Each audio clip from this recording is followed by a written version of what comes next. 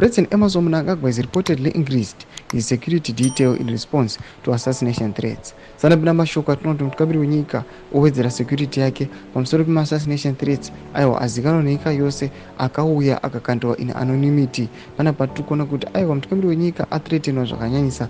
Kuti bosubscribe, like, turn on the bell icon.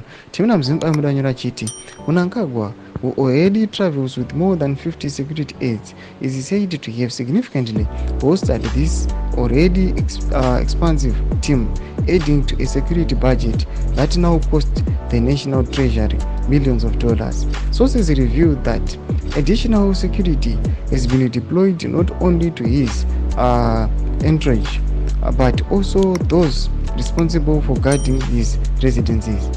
There has been a noticeable increase in security measures surrounding the presidency movement and residence. Discussions are also underway about reshuffling top security officials, as the president suspects some might be compromised.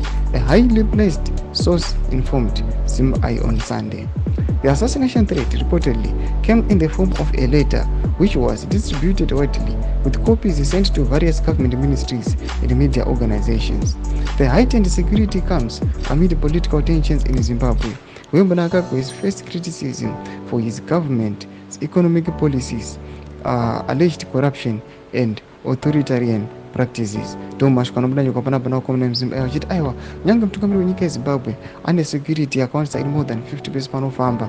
Vari kutotaura mashwa achiti that security yawedzerwa, zvatoona kuti treasury yako manikidzika nekuda kwokuti vari kusponsor mamillions akawanda each and every year, vachida kuti vawedzere security system yemutungamiri wenyika nekuda kwokutya aiwa nhau dzema-assassination nekutya kudestroywa nevanhu vanga vachimuopoza. Tudze mafungiro enyu moti kudii pamusoro pechitiko ichi. Pinda comment section medu, subscribe or like, turn on the bell icon.